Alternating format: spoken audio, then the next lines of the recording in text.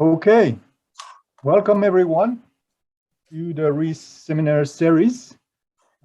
Today we are super happy to have Debra Davidson. She's our colleague and your professors. My assignment. Yep. And today she is going to present Feeling the Climate, Tracing Emotional Pathways to Climate Inaction. Debra, the floor is yours. All right, thanks, Philippe, and thanks everybody for taking some time out of your busy lives to hang out with us remotely for a little bit here.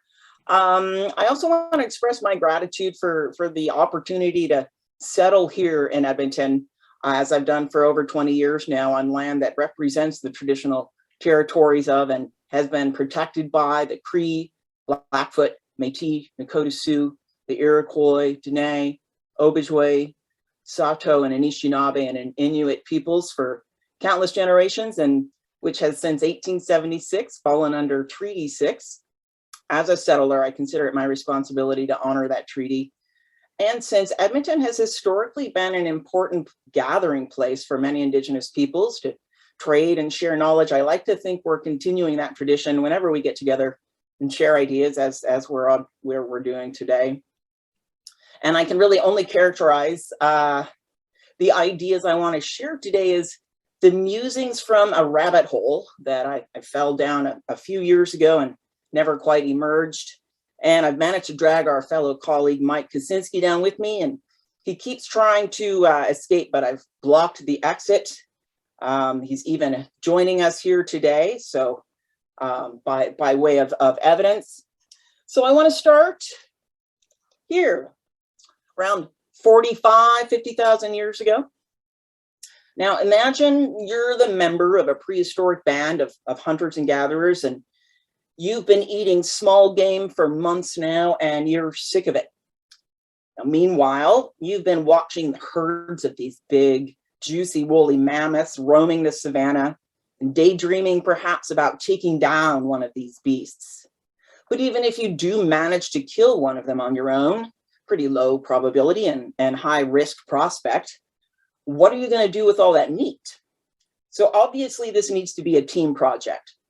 Everybody chips in and everybody shares in the benefits. Sounds simple enough, but the problem is your group has an alpha, this guy right in the center here. Let's call him John, just to be entirely random. Now, John isn't really interested in either cooperating or sharing. So you start talking with others in your group. Pretty soon, plans for an egalitarian revolution begin to take shape, and you're successful. You manage to take down John the Alpha and establish new rules of the game that support egalitarianism and cooperation. Now we can all enjoy the benefits of big game hunting. Yes, this is clearly a simplistic and truncated version of human history, but it's not entirely wrong. And these norms that have become internalized, and sharing and caring generate reputational rewards for the individual. Bullies are punished, and the result is a relatively stable, egalitarian, and cooperative groups. So why am I sharing this story? Well, because big game hunting is a kind of a collective action problem, not unlike climate change. And so that's kind of my launching point. But the second sort of important piece of this story is the central role that emotions have played in this long evolutionary history of social behavior. So what's going on here? This is, I don't know, decades and decades and volumes of research that I'm going to try to capture in a single slide. So yeah, just bear with me in my simplicity here, but let's start here. So first, we'll unpack this first box. All species have affective traits to support survival and reproduction. So the ability to find food, detect threats, select mates, all these capacities that are needed to survive and reproduce that all organisms have to some degree describe first and foremost affective abilities. We feel hungry, we feel threatened, we feel matey, and we share with other primates a basic set of emotions that's a bit more developed than in other species. So in addition to fear, we have anger, joy, and sadness. And these are still important elements of our emotional palette, but our species has also developed many more complex and uniquely human emotions that we're going to get into today. Most notably, all actions still begin the way they always have, with the affective marking of an initial stimulus in our environment. And so the determination of which stimuli we mark for further cognitive attention, in other words, what feels perhaps like a threat or an opportunity, is going to be shaped in part by our inherited capacities and in part by our personal histories and our socio-cultural context. So now, what happened? Due to environmental changes, namely receding forest habitat that pushed our ancestors onto the savanna, we faced a situation in which a new set of abilities would be needed to survive.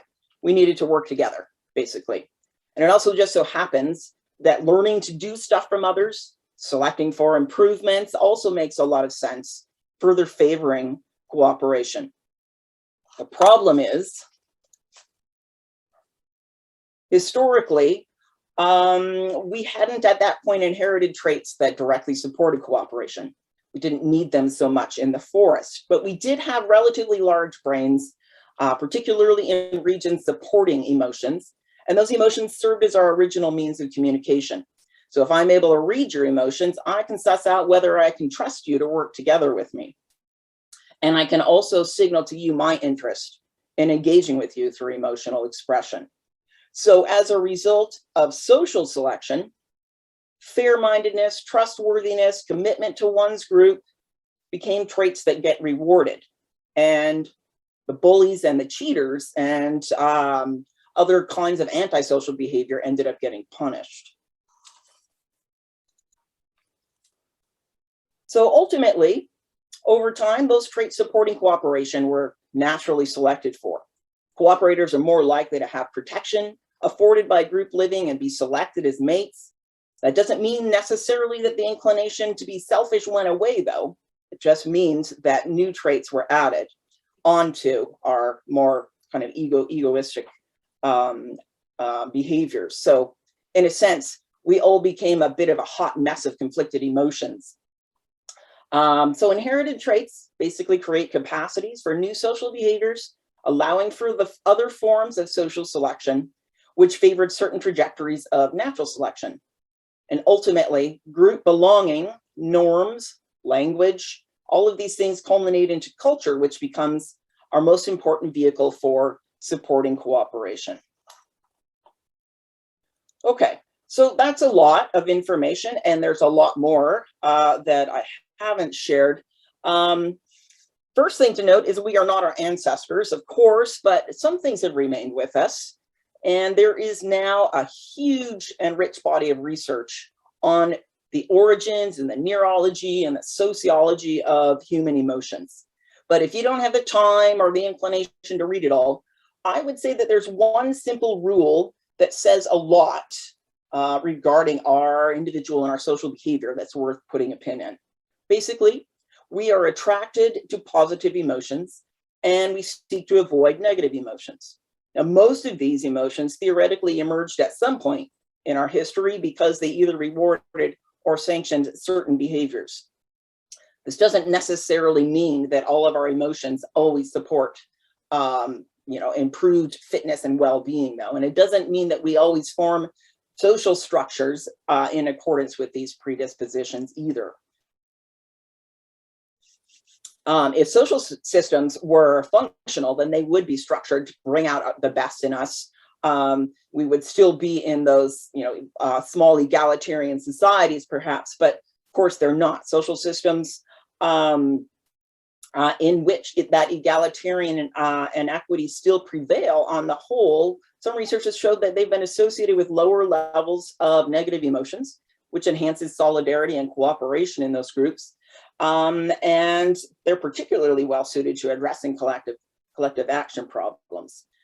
Unfortunately, the opposite also appears to be true, and we have plenty of examples of social systems that generate negative emotions. So let's talk a little bit more about what makes us feel good and what makes us feel bad. So what makes us feel good? No surprises here. Finding mutual care in relationships, basically loving and being loved. Being part of a group also feels pretty awesome. Identity validation is also a particularly valuable positive emotion that we have. Feeling like you're on the same page, basically, with those around you. And also sharing emotions. So Durkheim actually called this collective effervescence, but I think the term shared emotions works just fine. So why do we party even with strangers? Why do we go to the stadium? Why do things like national anthems and parades work so well to cultivate a sense of belonging? Because we love it. It draws us all together. Pride also feels really good. I'm going to talk about that one a little bit more in a minute. And it also feels good to give.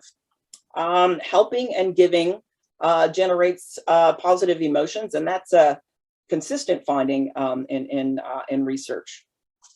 And then finally, not quite finally, two more. Being treated fairly. No surprise here. Every parent in the Zoom room here knows that first words that come out of a child's mouth are mommy and daddy, but the second set of words are that's not fair. So we all have an innate sense of fairness and a negative reaction to a sense of unfairness.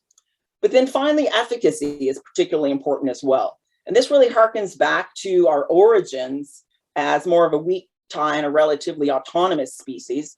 On the whole, we like to have the sense that we're the masters of our own destiny and that we have the power to make decisions for ourselves. And that's what efficacy is all about.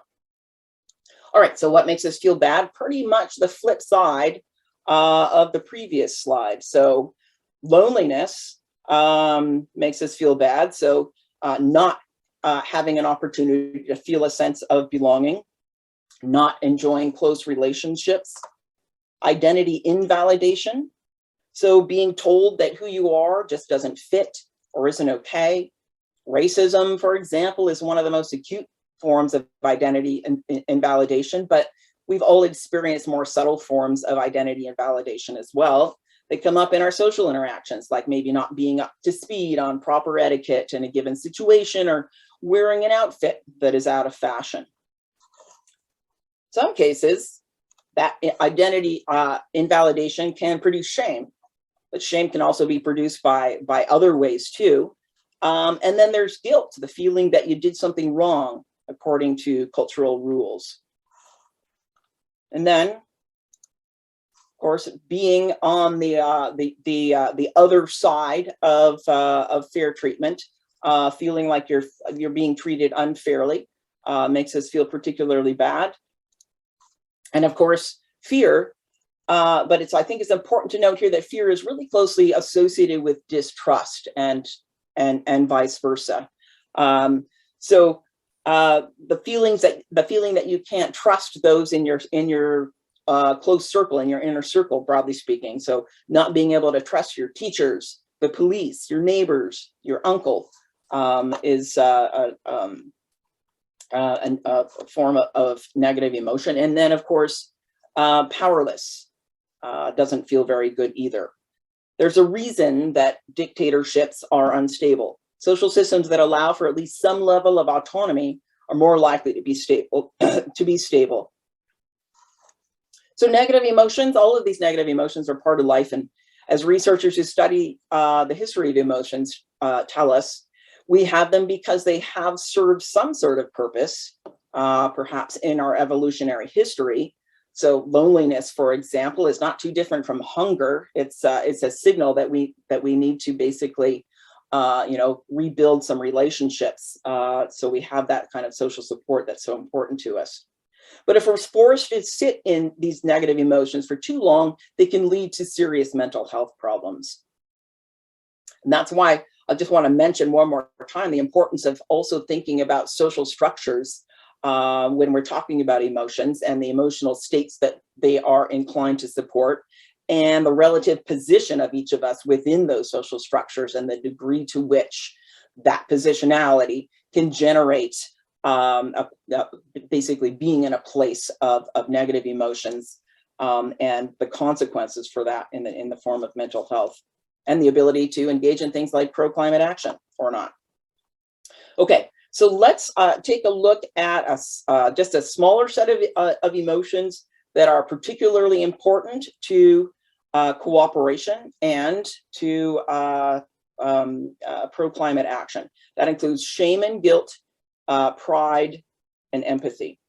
So starting with shame and guilt, these are negative emotions that assist in sanctioning behaviors, and they're unique to humans. We are the only species that blushes, for example. Guilt is about the feeling that you did something wrong, that you broke some sort of a moral code. Shame is a little bit different. It's more like being punished for who you are.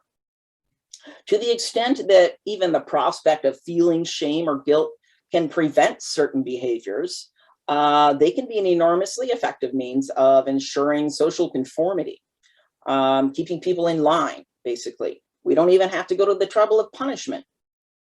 However, these emotions, as with all emotions, cut both ways. There are very effective ways of maintaining group cohesion, perhaps, but the expected behaviors that are included here and subject to sanctioning can be linked to class, ethnicity, and gender in ways that maintain power differentials as well. They can also induce in us a perceived need to do things like, overconsume identity-linked goods like clothing, or the giving of gifts, or eating meat even though you really want to be a vegetarian, or feeling shame based on the color of your skin, your sexual orientation. Shame might prevent you from speaking out or applying for that job or engaging in social movement activity that you might otherwise be inclined to do so. Okay, on the flip side, we've got pride. Pride is about positive evaluations by others. We receive pride when we do things that are recognized as worthy and in accordance with cultural norms in a given cultural context, of course, which will vary. So humans are capable of extraordinary acts of altruism. And perhaps this is in large part as a result of the role of pride. So things like going to war, entering a burning building to save someone's life, or giving away all the meat you just worked so hard to hunt down. These acts not only feel good, they enhance your reputation. And that in turn could enhance your own prospects for survival, or finding a mate, or getting promoted. So what's the best thing that you can say about someone at someone's funeral? She or he would have given you the shirt off of their back. Pride also cuts both ways because it too is closely linked to culturally prescribed norms. So things like big boys don't cry, women are rewarded for being perfect mothers more than for being great CEOs, and actions considered worthy of reward can also become highly distorted, particularly if we're working within very siloed cultural contexts, like attacking the Capitol to impress your commander-in-chief, or on Wall Street, where generating wealth at all costs, including the tax evasion or theft, becomes a badge of honor. Okay, now I want to look at the third kind of set of what I think are the most among the most important emotions to consider here. Empathy is a little bit more complex than pride or shame or guilt because there's really three components going on, some of which are cognitive. So it basically encompasses the cognitive capacity to understand the perspective of another person, to walk in another's shoes, also to be able to feel what another feels. So this can sometimes be an automatic reaction when you see, for example, somebody tripping and falling on the sidewalk, you automatically flinch. But third, it also represents or encompasses the emotional capacity to care when the other two pieces are present. So you can imagine a number of situations in which you might have one element of this, but not perhaps the others. And then that doesn't really constitute what we would consider an expression of empathy, particularly with respect to the behaviors that result from empathy. So interestingly, predispositions for empathy can vary quite a bit. And there's been some interesting empirical research that shows how things like gender and class and even political orientation have been correlated with basically different predispositions towards being empathic. So we each have different levels of kind of predispositions for empathy that are maybe relatively hardwired. But empathy isn't just, turned on all the time. That would be exhausting. So the expression of empathy is also, tends to kind of stay latent, and then it gets invoked in situ. And so there's a lot of research, of course, that focuses on that empathy invoking process. And it's most likely to happen through some form of social interaction. So our inclination, also important to note, to feel empathy toward another person is enhanced when we recognize similarities between themselves and us. Similar looks, similar manners, similar values, histories, all these forms of group membership. We are far more inclined to express empathy towards those members of our in-groups. And then on the flip side, kind of the means by which we construct boundaries between our in-groups and our out-groups is by constructing difference. And so to the same extent that we humanize members of our in-group and sort of determine that they are worthy of our empathy, we have a tendency to dehumanize people who belong in our out-groups. The good news is, of course, that empathy, none of these emotions are necessarily predetermined, but particularly for empathy, because there's this important role of cognition, of deliberation in empathy and in empathic behaviors. That means we have the capacity to purposely, intentionally change our empathic expressions. We have the capacity to even expand our empathy maps beyond basically the borders of our in-groups, as well as, to use Arlie Hochschild's term. She's one of my favorite sociologists, talks a lot about emotions. So interesting side note here that I think is important. Many Indigenous peoples express notably high levels of empathy towards the non-human world, more so than many of us settlers. And Indigenous world views also don't differentiate humans and other animals and plants. So basically that's already, those elements are already part of their in-group. So I think that's there's an interesting connection there, and a relevant connection when it comes to considering ways that we can perhaps expand our empathy maps to also include the non-human world. So as you can imagine, empathy also takes a huge amount of mental and emotional effort. Experiencing empathy can be emotionally overwhelming. Might just rather turn away or change the channel. And there's even more effort required in sort of deliberately trying to expand our empathy maps, to work past those initial feelings of fear or disgust, and to listen and learn from others.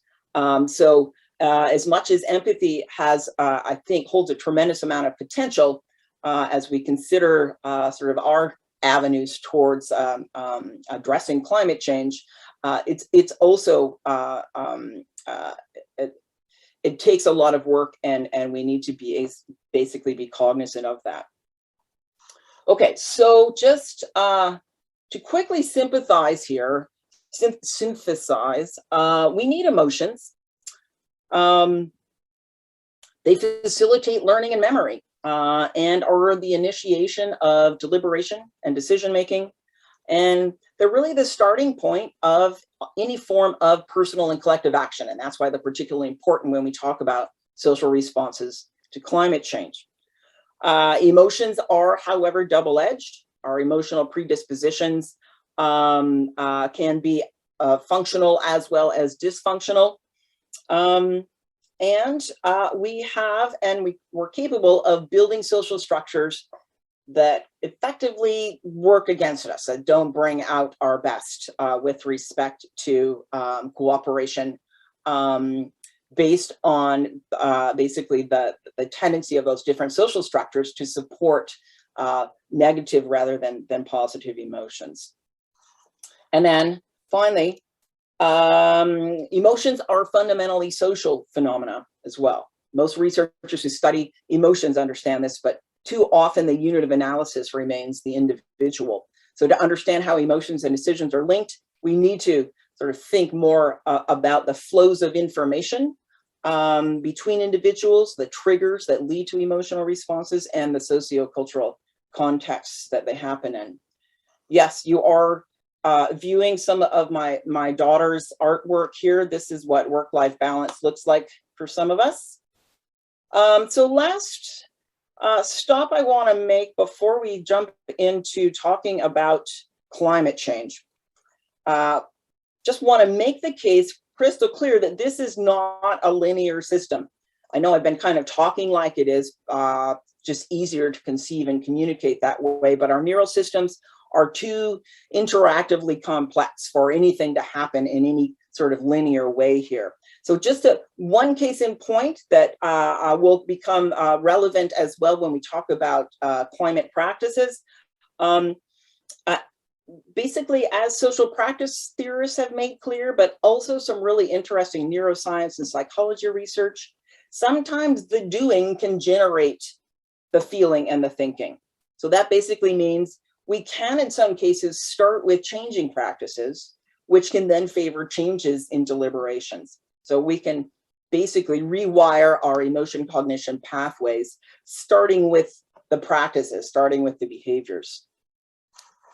Okay, let's take all of that and see if we can plug it into what we understand so far about our emotional responses to climate change. So how are emotions evolved in social responses to climate change? Well, first and particularly important when it comes to climate change is, what's the trigger? What does this involve? Most likely fear. Typically, it's okay to be scared about climate change. If you're not, there's something wrong with you. Recognition that climate change poses a clear and present danger to our lives, to our livelihoods, to things that we value, would be the trigger that ostensibly would lend itself towards a pathway towards pro-climate action. Next, the second set of relevant emotions here, though, are those emotions that basically can lend themselves towards engaging in those actual practices themselves. So we're going to unpack that a little bit more, starting with just thinking more about what that trigger actually looks like. So we're hardwired to respond to clear and present danger. All of our attention becomes laser focused on that threat, and our survival instinct kicks in like a bear on the trail. But for the vast majority of us, global warming doesn't appear in the form of a bear on the trail. It comes in the form of information. Even extreme events like a house fire are experienced personally need to be compellingly attributed to climate change through information for us to be able to see that connection.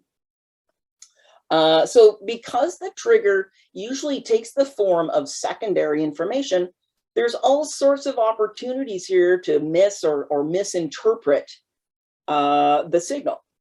Do I trust the source? What are my friends in my in-group saying about this? Am I receiving consistent messages? Can I draw causal links to the threat and the things that are important to me? And do I understand the language of the message, which is often in the form of that last bubble, science. This graph may scare a climate scientist, but it's just a squiggly line to a lot of other people. In other words, there's lots of noise here. There's lots of things that could get in the way of an appropriate threat response. Nonetheless, there are growing numbers of people who are indeed responding. So let's take a look at what happens next. So I want to talk about 3 pathways that would be considered inaction pathways: apathy, denial, and withdrawal. And then we're going to talk about action. What are the pathways that appear to lend themselves to some form of personal and collective pro-climate action? So let's start with apathy. Apathy can really be depicted as a failure to detect or mark a threat. Those stimuli in one's environment that denote that climate change is a concern. And if there's no marking process, then the information received isn't really deliberated upon at all. This is, in fact, the case for a lot of people. Climate change is abstract. It's temporally and spatially distant. It's happening over there. And it might not be perceived as a threat. We're also unlikely to be triggered if we're just simply too busy. You know, we're all engaged in busy lives. We have siloed information networks, and the way that climate change is conveyed in those networks might even suggest that climate change isn't a problem. Maybe we're hearing narratives that suggest that climate change isn't going to be so bad for us, or is going to be easily fixable, or that it's not a problem for me to fix, it's a problem for those experts to fix. Now, public opinion polls do indicate that concern is on the rise, and we can certainly sort of contemplate, the reasons why that might be. But apathy is still hasn't disappeared entirely, so it's important to sort of pay attention to when, where, why, and how apathy becomes the response. So let's talk about denial next. So the distinction between denial and apathy might look the same. It can be difficult to observe, but the difference is really quite substantial. So apathy describes a lack of concern, no trigger. Denial describes, in many ways, the opposite of that. It's a behavioral reaction to matters of acute concern. And usually denial is a valuable coping mechanism that we all have when we are basically detecting stimuli that we just find too overwhelming. In those cases, alternative storylines, including things like conspiracy theories or any kind of alternative reality, might be welcomed just for their ability to kind of reestablish a sense of agency and control. Now, deniers have received a lot of attention, and for good reason, but I think it's important to sort of clarify who and what we're talking about here, and recall that denial is not necessarily a personality profile. It's an emotional state that can be changed. We all might be sitting in some level of denial at some point in our lives. So there is indeed a small but politically consequential proportion of people who wholeheartedly reject the assertion that humans cause global warming. But many of us exhibit, at least some degree of denial, because when denial looks like things like over-optimism or perhaps invulnerability. So let's look a little bit more into just what exactly is being rejected in these cases, because this too can vary. So for some people, what might be overwhelming here is not the threat that climate change poses to lives and livelihoods, but the threats that acknowledgement of climate change poses. In other words, the consequences of climate action for distributions of power and wealth will be substantial, and that could be quite threatening to those individuals who are currently holding that power and wealth. So it might not be too surprising that conservative white males have significantly higher levels of climate denial than the rest of us. Not only are they likely to basically have lower levels of empathy, but they have the most to lose as well. But there's still, I think, more going on here. It's not just about material interests that links our emotions to the potential for denial. Acknowledging climate change also poses a threat to certain worldviews and lifestyles, both of which are closely linked to our identities. So recall the importance of identity validation.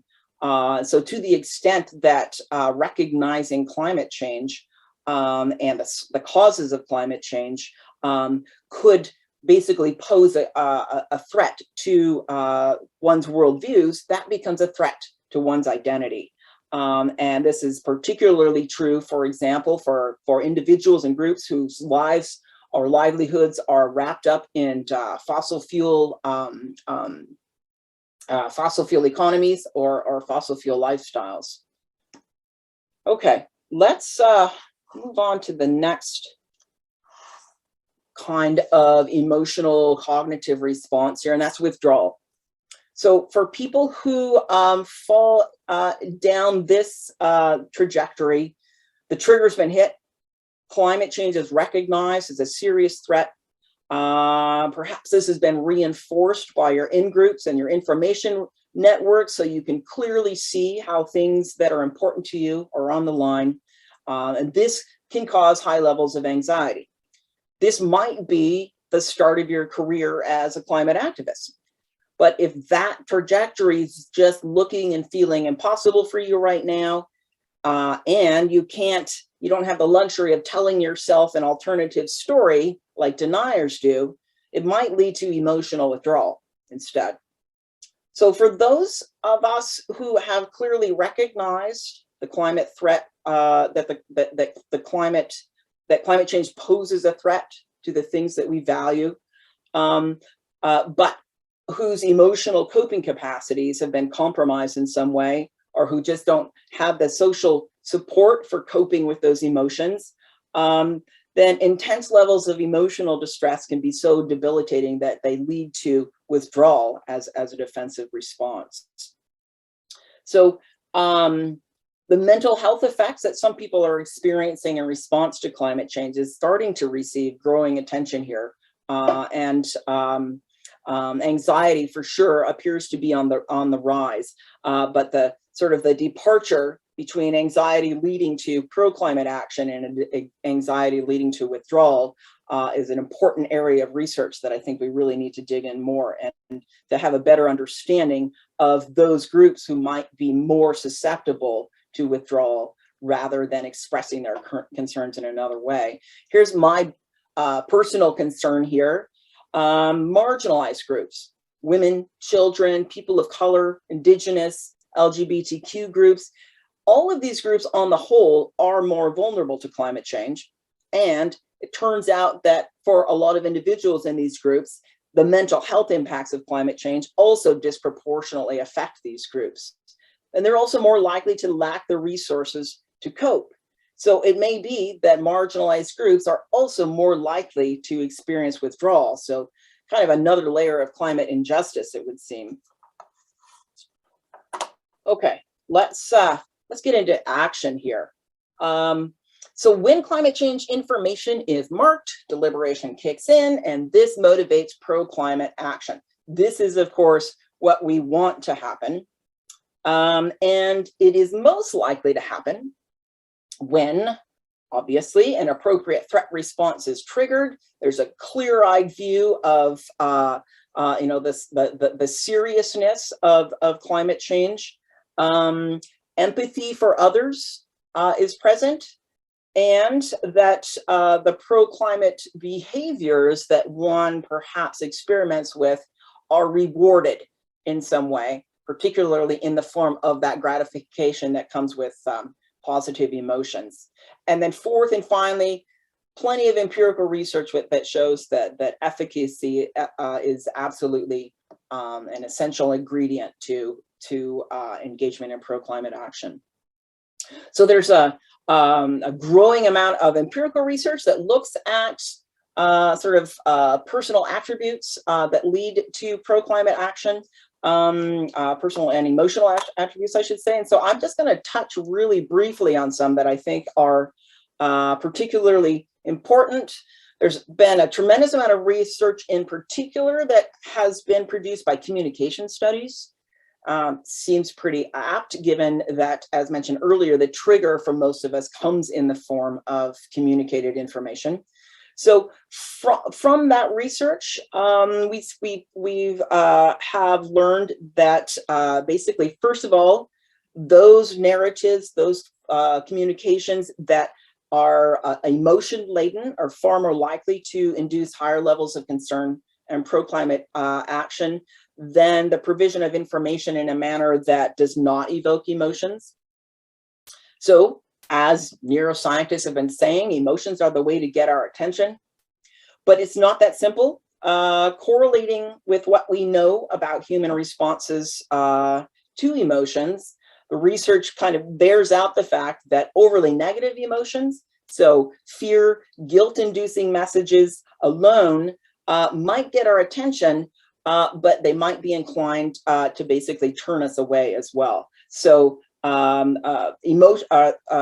communication messages which perhaps use those negative emotions to capture attention, but then link that with positive feelings, efficacy, hope, are more likely to have a more sustained effect in inducing pro-climate action. However, overly positive messaging is also unhelpful because it lends itself to a sense of complacency. This will be easy. We're already on it. It's taken care of. So there's a lot of noise in these empirical studies, though. It's just because we all don't respond to the same message in the same way. Two big sources of variation here, as expected, are differing levels of efficacy and differing predispositions for empathy. However, this research is still tiny. So for those of you graduate students who are still fishing around for a project, plenty of opportunities in this realm of emotions and climate change communications. Okay. Other research is starting to look at the effect of direct experience with climate attributable extreme events. Here again, the empirical record is still quite small, but there are some interesting findings that are emerging. First, seemingly once a denier, always a denier.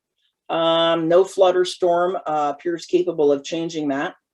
But a lot of other studies do indicate that direct experience with extreme events associated with climate change can serve as sort of an elevator of concern among those individuals who already accept the science of climate change and have at least some level of pre-existing concern.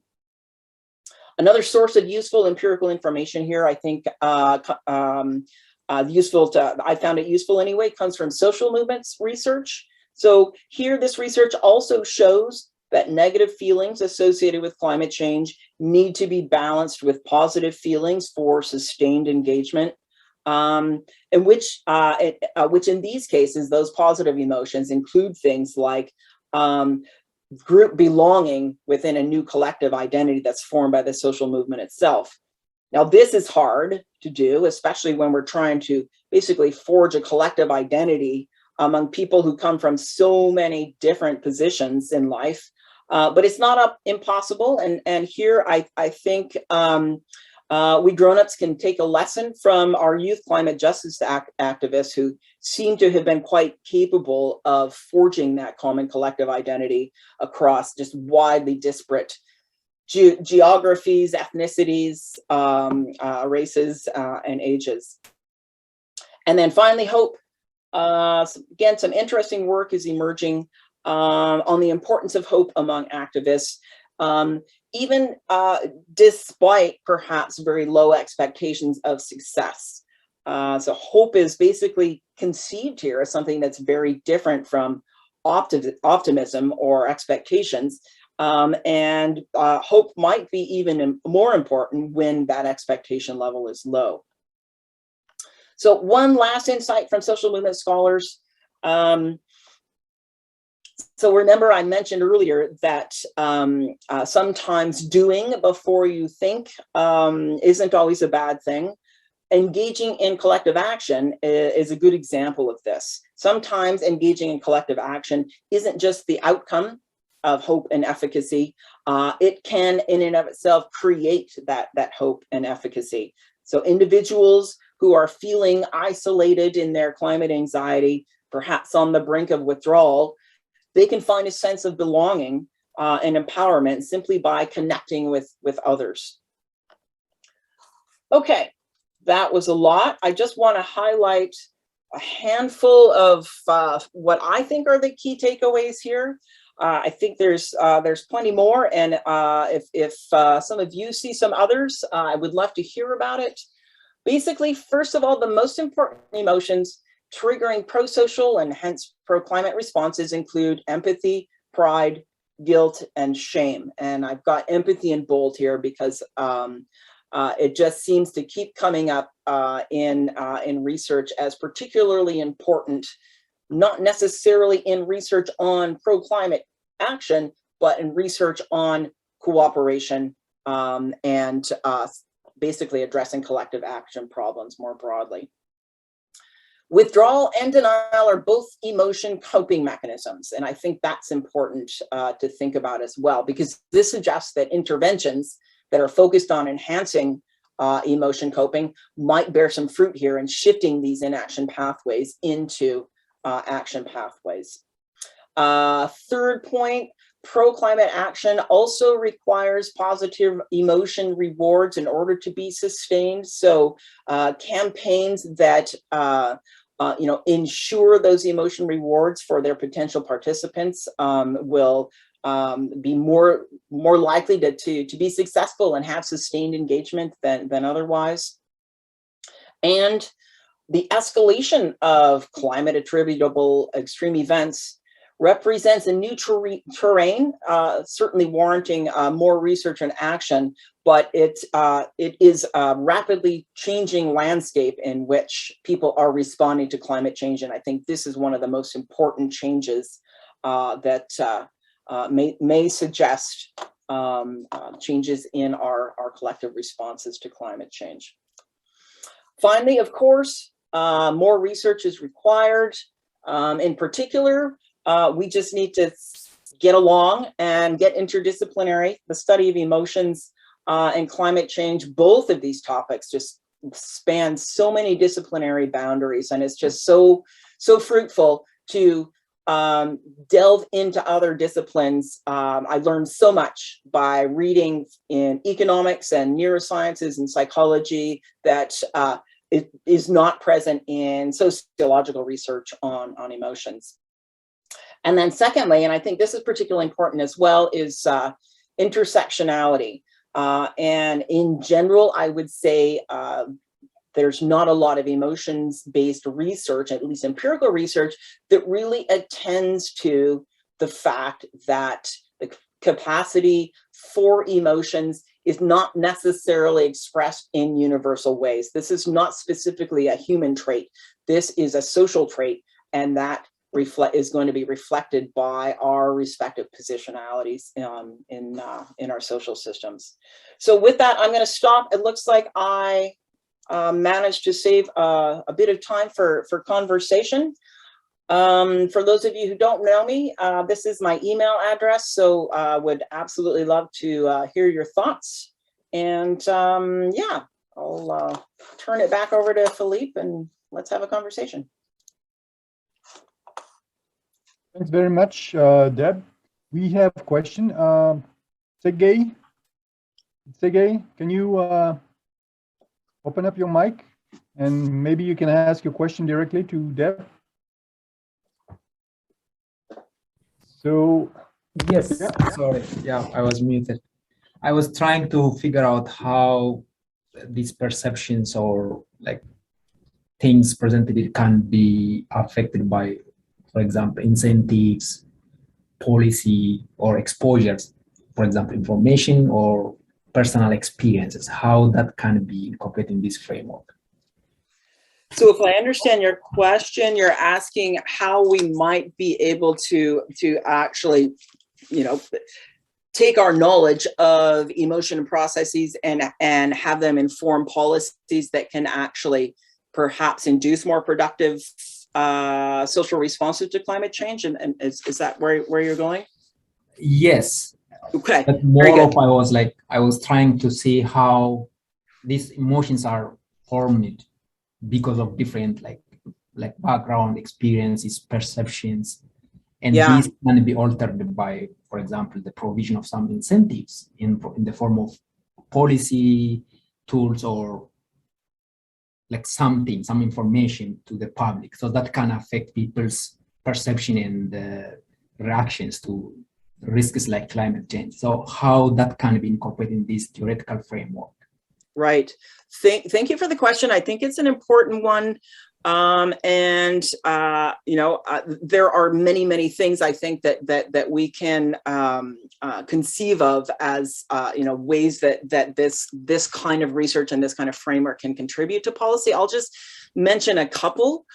Number one is I think we still have an overarching tendency to presume that if we provide people with information, then they will basically respond in a manner, in an appropriate manner, and that has just been, proven to be inaccurate time and time again. That we don't simply, respond to information in that way. It depends on where the information came from, but more importantly, the fact that the means by which people's attention is drawn is not on the basis of information alone. It's in the presentation of that information through a narrative that can evoke emotion. So bringing emotions into our climate change communications is one important factor, I think.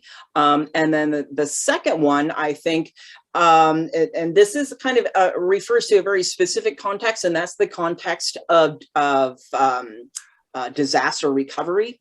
And I think the critical importance of including basically emotion coping in our sort of list of tasks that are important to helping communities recover from disasters. In and of themselves, I think that's important, an important impact that disaster survivors are contending with, but even more importantly, doing so, or just as important at least, doing so can also at least help to facilitate bringing those individuals towards basically more pro-climate action. So seeing that disaster perhaps as an opportunity for elevated concern about climate change and converting that into pro-climate action. So those are just two things that I think come immediately to mind. I guess the third one is to recognize that one message, it will not be suitable for all. We all are very different, but we're all also kind of in very different positions with respect to climate change. So let's say a message for someone who is in withdrawal is and a message for someone who is in sort of a position of apathy is going to have, it's going to be received very differently. So we need to think about perhaps tailoring a greater variety of messages to target different groups. Thank you. Mike, did you have a question? Sure. So we talked about this a bunch, I guess, but we've never, really talked about, I think we never really talked about what you think climate action should look like, or what I think climate action should look like, or what it could be. And so I'm curious, in your mind, where does action start? Like, are we are we active? Are we taking action by writing a paper on climate change? I think the answer is no, or maybe the answer is yes. I feel like the answer is no, which is why I put the the reference to what Ed Abbey said about action in there, because I think he had a very clear vision of what action would be, and it would involve sometimes destructive action, or sometimes taking a stance in a very, perhaps not radical way, but maybe radical is the right way. I don't know, but how do you feel, or how do you think action? What would you consider an action? Yeah, that's well, I mean, as you know, when we delved into this work and this research, we sort of put everything in that climate action bucket that was defined as some kind of pro-climate behavior, and that included personal behavior change all the way up to becoming engaged in in social movement activities. I mean, so I'm just going to add my personal perspective here, and basically, I think that social change happens through collective action, individual action. If I am sitting here at home and I turn down my thermostat, that's great. I might save 0.1 tons of greenhouse gases this year, but if I start maybe a community support group in which we're all talking about how we can reduce our household footprint, then I am magnifying that personal behavior by 20 or 30 people. But ultimately, I think that any form of action that involves, that is of a collective or a social interactional nature, has the potential to create change. So that might look like joining Climate Justice Edmonton. It also might look like just starting a community garden or a support group, and I think that the collective element is pretty essential if we're actually talking about creating broader change, instead of just creating change in your utility bill. I don't know if you wanted to add to that, Dr. Kaczynski. I think it's an important thing, to point that out, because I don't think we're at a point anymore where me, reducing, we're turning down the heat in my house, or making or trying to avoid certain types of products are going to save us, right? I mean, those are great things and we should do those things, but we need to do more, right? I mean, that's the point, that it's, us writing this paper, that's great, but that doesn't do much, right? We're way beyond that point. Yeah, agreed. Are there other questions there, Philippe? No. Go ahead. Hey, Debra, can you see me? I can see you.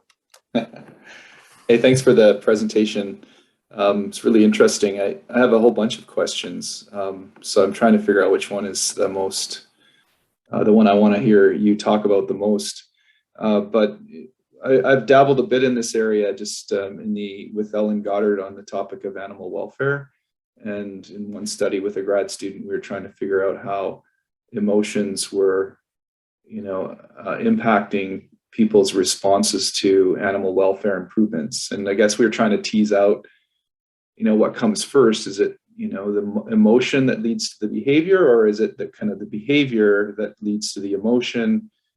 It's difficult to figure that out, and there's, like you're saying, in social practice theory, there are ways of sort of thinking about how practices affect emotions and vice versa.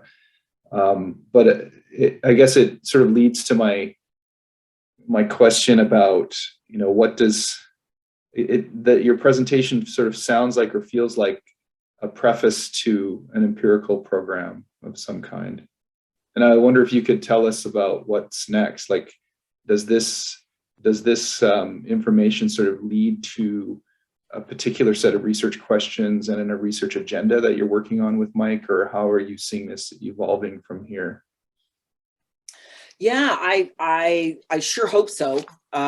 We have to convince some funders to do their part here, but I think the first and most immediate, kind of research task would be to confirm that we actually see, distinctive sort of emotional tendencies that are associated with these four different behavioral outcomes. So if we can, generate a sample, for example, and be able to characterize people in that sample as either being a denier or in withdrawal or apathetic or engaged in pro-climate action, and then, can we basically collect information on, their emotional traits, their inclinations for empathy, perhaps, or how they respond to a piece of climate change news, those kinds of things. And if we can actually find that there are indeed kind of unique patterns in these, in these four groups of people, that I think that in and of itself would be a pretty full research project. And kind of on top of that, both of us have been, particularly interested in, ensuring that we're able to sort of generate a sample that includes people who are in multiple different kind of intersectional positions, so that we can, see the extent to which, people who are in marginalized social positions, maybe, have, I guess, greater levels of vulnerability towards, for going down a pathway towards withdrawal, perhaps, or just, the degree to which we all, respond to things in a different way, and not to presume that, these are human responses, in some sort of blanket fashion. I mean, the way that you've described these categories, like disengaged or denial, for example, they sound a lot like the 6 Americas that the Yale Climate Program has identified. And I was wondering if you'd considered sort of working with, that kind of categorization, or was that too fine-grained? I mean, you don't have 6, you've got 4. Was there a reason for that? Well, we're thinking about these 4 buckets not as personality profiles, but as behavioral outcomes, and recognizing that there are people, who may come, have very different personality profiles, different histories, who might all end up in that denial bucket, right? And so part of it was to, focus on the behavior, because we wanted to sort of trace this pathway from emotion to behavior. And so starting from, that level of characterization was important, but purposely coarse, right? And so, I mean, that also lends itself to further empirical research, so that we can perhaps understand different degrees of denial, perhaps in different degrees of action and types of action, and so forth. Okay. Thanks. We have someone, Julia, has a question. Julia, speak up, please. Yeah, I was just wondering on sort of extending it to building alliances around climate action, either between groups who have different ideas on like what the correct action is, or sort of mobilizing people who are borderline apathy. Just when you were talking about, the evolutionary benefits of working collectively and sort of finding ways to expand that, I suppose. Yeah, so you mean building alliances amongst people who are kind of in different places in their kind of behavioral tendencies, you mean? So like alliances between, I don't know, people who are in denial and withdrawal and so forth, just to quickly confirm that's what you're thinking? Yeah, I think so. Yeah, yeah. I have thought about that a lot. I mean, first of all, I just think it would be an amazing, speaking of possible empirical research projects, if we could actually, generate focus groups and bring people together from very different places and very different kind of places with respect to climate change, and just perhaps see if our capacity to share emotions might lend itself towards bringing people towards towards a more common space. But I think in particular, I think there's tremendous potential benefit for offering support, particularly for those people who are feeling climate anxiety and perhaps at risk of ending up in a position of withdrawal. If we can find ways of offering them support, in particular by those who are more engaged and in that more pro-climate active group, I think that would, that has tremendous potential to basically shift those individuals towards action rather than withdrawal.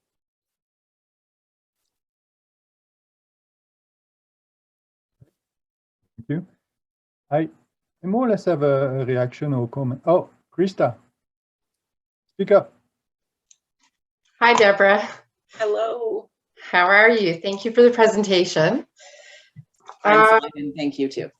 Yeah, so I'm the work I'm most familiar with around emotions is Kari Norgaard's work. And in the book, Living in Denial, her work draws on interviews and ethnographic research in a rural area in Norway, presumably well-educated, relatively high income, and a white population. So my question is related to your comment at the end about positionality matters. And I'm wondering if you could speak to, what extent researchers have investigated how positionality or context or norms or cultural differences influence emotions and behavioral outcomes. Yeah, I wish I had a more fulsome answer for you, Krista, because I think that the work is particularly slim, particularly in work that is comparative, across groups and in different positions. I mean, there's been some beautiful work, even by Kari Norgaard herself has also done some work focused explicitly on Indigenous peoples in Oregon, for example. And in general, survey based research that psychologists do, they tend to have demographic variables, but to my knowledge, work that explicitly seeks to compare sort of different emotional responses on the basis of intersectional positions, I'm just not aware that there's much empirical work out there for us to draw from.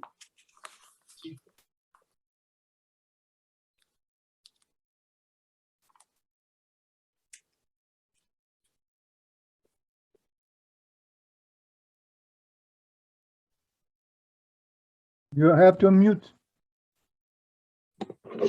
Hey, sorry about that. Hi, Deborah. Thanks. I was curious about the youth angle on this. I guess I didn't have like a fully formed question, but just thinking of a few threads, maybe from a developmental psychology lens, how we kind of have to learn our emotional responses. And then also just thinking that I imagine that more and more people are hearing terms like climate change younger and younger, which I imagine is quite traumatic. And I don't know if there's any research looking at how that's affecting like youth responses in terms of like action, inaction, or other responses, or if it's maybe too early to parse all that out. But yeah. So there's some interesting parallel research that focus on climate change education. So like in the primary school system, when and how the topic of climate change gets introduced, and it's how it gets introduced matters a lot to the ability of those students to sort of to cope with that new information.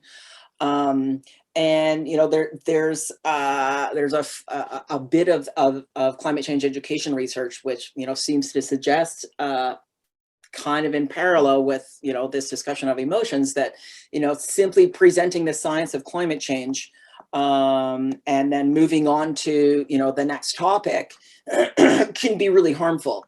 And that creating spaces in classrooms for students to, you know, to basically process and particularly, you know, collectively that information is important. I've been involved in some projects in the past involving high school students, and, you know, those high school students who are alarmed by climate change. Oftentimes they're quite isolated because their peers, their families, even their teachers perhaps aren't necessarily you know, on the same plane, and that can be really you know, emotionally distressing for young kids. But just the ability to connect to other youth, particularly youth their age, and to recognize that they're not the only person in the world, you know, the only 16-year-old who's really scared, you know, serves a tremendous, you know, benefit to those students, to, you know, to have that coping and that social support available to them.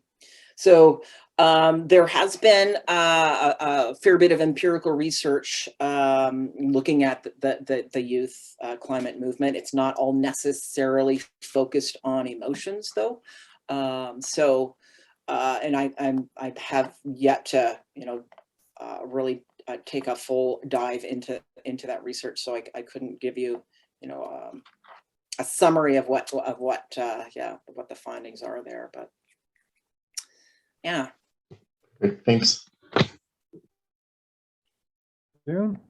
Any more questions, comments? Please. Good. I'll ask another one. Yep. Deborah, just thinking about you know, how powerful emotions can be, like, you know, empathy and pride, but then, and how motivating they can be as well for people. But it also feels like, you know, increasingly we are kind of within our in-group, right? Social media is sort of forcing that. Our politics are increasingly divisive, you know, and there's I guess, you know, theoretically we can draw on like moral foundations theory to sort of think about, you know, how people respond. So instead of emotion, you know, there's a sort of like a moral basis of behavior, or moral basis of in-group and out-group kind of sentiment. And I wonder if, you know, if a research program needs to account for, you know, this sort of multi-layered notion, you know, of action. So I'm thinking about, for example, you know, the idea of empathy, you know, so if I have a strong feelings of empathy towards people in, you know, in the climate change debates, that might cause me to sort of take action to reduce climate change. But the other response could be that, you know, my emotion, because of my in-group, the group that I'm a part of, we often think of it in sort of these political polarities, right? But the group I'm a part of, my emotion can get redirected to, say, for example, feel empathy towards people who are potentially disrupted by being forced out of the oil and gas industry, for example, you know. So to, you know, I was just wondering to what extent, you know, does an empirical program need to kind of take account of the sort of the multi-layeredness? You know, it's not that people are just sort of free to act as you know, as like full agency with their emotions to move in any direction, but they're guided by other kinds of things. They're in groups, their moral foundations, whatever kinds of categories you might want to look at that needs to be factored into accounting for these kinds of actions, right? Do you see that, or is that something that you're sort of working towards? No, I absolutely see that, John, and I mean it's worrisome, you know, and I kind of come back to, I made some really brief comments on how social structure matters, and just contemplating, what are the aspects of our current social structure, which, perhaps dissuade, cooperation. And, part of that dissuasion has to do with, the role that emotions are playing there, and certainly our, the increase in our, our echo chambered silos, such that, my empathy, if my empathy only extends to my in-group, and my in-group is, rural conservative communities that are highly dependent upon oil and gas, and anyone who is talking about climate change concern and transition, and if those individuals are in my out group, then that only further reinforces my justification for absolutely dismissing those messages, right? Because they are not to be trusted anyway, and they're probably just attacking us. And in fact, it can invoke even more of a defensive behavior, because you are threatening, members of my in-group, and therefore we need to, become more entrenched. And I'm not sure how that looks in the form of a research project. We've got some of our graduate students right now playing around with some social media data and looking at some patterns well, I wonder if it could be, in as much as you're interested in looking at, vulnerable sort of or marginalized populations. I wonder if it could also be a research program that tries to get at the hard to reach, like not so much, full on deniers, but, people who are in a group who are disinclined to climate action, for example, and therefore, would require certain kinds of, conversations and certain kinds of experiences to move them out of that, at least even a small bit, right? And so we know that knowledge doesn't, like just a knowledge treatment's not going to work much. But what about a rich experience or a relationship or something like that, right? So I'm just thinking out loud, but No, I think that's absolutely right, John. I don't think that, if anything, this work on emotions gives me hope, because it does suggest that so many of these seemingly entrenched situations are malleable, and that change is possible, and just perhaps the opportunity to introduce new people, new ideas within a given in-group can completely disrupt perhaps what is considered normal and acceptable in that group, and and vice versa. Cool.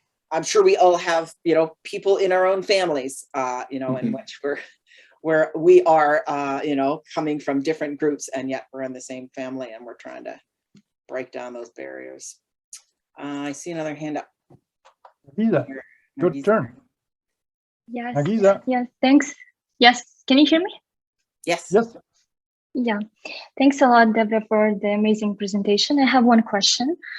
I just recently read the paper that both hope and doubt are strong determinants of climate change mobilization through political behaviors.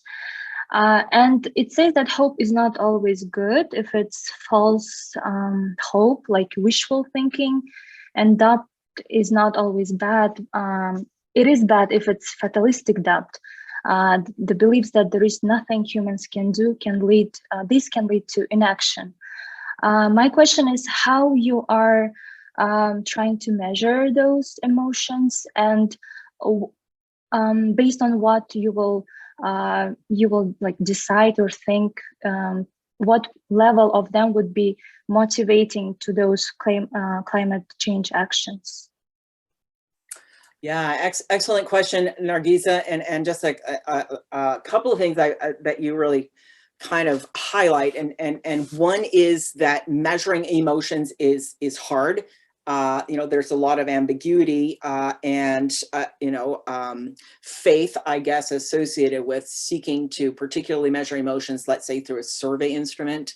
Neuroscientists, could, actually do, some neurological research, but that's really expensive and you only have a small sample to do so. But to your point, what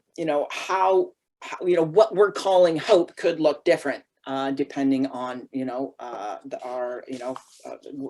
for different people. So to your, I just want to respond to your point that the research that you read, the important but kind of complicated picture that both hope and doubt have. So yeah, I mean, John actually has done work to show that, a little bit of skepticism goes a long way in motivating, at least further information seeking, right?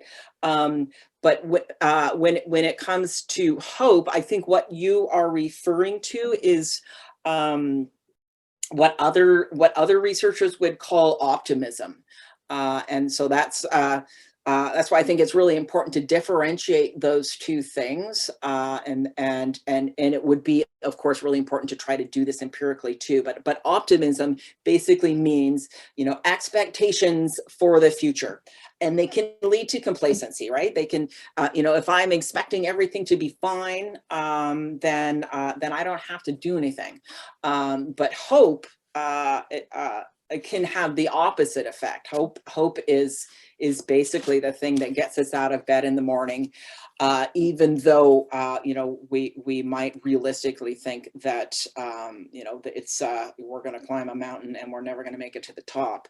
So I think it's really important also to pay attention to how researchers are applying these terms, and also to remember just how hard it is to do this empirically. So thanks, Nargisa, for the question. Thank you. We're almost at the end now. In the end, your talk has been you kept the distance, I guess. We have a little time for one last question. So if you want to ask a question, jump in. No? Okay, so thank you very much, Debra. That was a super interesting talk. So I want to give her a round of applause. Debra. Thank you, everybody. I really appreciate it. Yeah. Very nice discussion, interesting discussion. I wish all the seminars were like that. If anybody has any follow-up ideas, or they just want to, touch base, send me an email. This is a collective effort here. Thanks again, Debra. Thanks, everyone. Have a good weekend.